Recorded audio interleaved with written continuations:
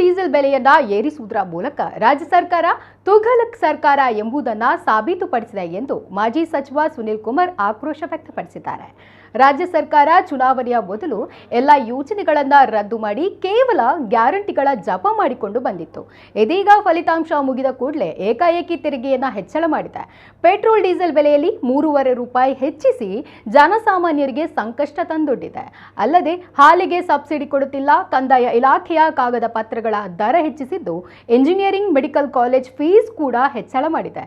ಇದೀಗ ಕಾಂಗ್ರೆಸ್ ಸರ್ಕಾರ diesel petrol ಬೆಲೆ ಏರಿಕೆ ಮಾಡಿ ಖಜಾನೆ ತುಂಬಿಸುವ ಕಾರ್ಯ ಮಾಡ್ತಾ ಇದೆ. ಕಾಂಗ್ರೆಸ್ ಸರ್ಕಾರ ಡೀಸೆಲ್ ಪೆಟ್ರೋಲ್ ಬೆಲೆ ಏರಿಕೆಯನ್ನ ಕೂಡಲೇ ಹಿಂಪಡಿಬೇಕು, ಇಲ್ಲದೇ ಇದ್ದಲ್ಲಿ ನಾಳೆಯಿಂದ ಬಿಜೆಪಿಯಿಂದ ಹೋರಾಟ ನಡೆಸಲಾಗುತ್ತದೆ ಎಂದು ಆಕ್ರೋಶ ಹೊರಹಾಕಿದ್ದಾರೆ.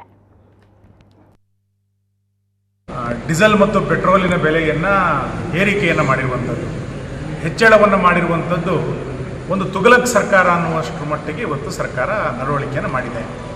ಚುನಾವಣೆ ಮುಗಿದು 10 ದಿನ ಕಳೆಯಲಿಲ್ಲ. ಸರ್ಕಾರ ಇಲ್ಲಿಯ ತನಕ ಚುನಾವಣೆಯ ತನಕ ಗ್ಯಾರಂಟಿ ಅಂತೇಳಿ ಹೇಳ್ತಾ ಇತ್ತು. ಬೇರೆ ಎಲ್ಲ ಯೋಜನೆಗಳನ್ನು ರದ್ದು ಮಾಡಿ ಕೇವಲ ಗ್ಯಾರಂಟಿಗಳ ಜಪವನ್ನು ಸರ್ಕಾರ ಮಾಡಿತ್ತು. ಚುನಾವಣೆ ಫಲಿತಾಂಶಗಳು ಮುಗಿದ ನಂತರ ಏಕಾಏಕಿಯಾಗಿ ಇವತ್ತು ಪೆಟ್ರೋಲ್ ಡೀಸೆಲಿನ ಬೆಲೆಯನ್ನು ಹೆಚ್ಚಳವನ್ನು ಮಾಡಿದ್ದಾರೆ.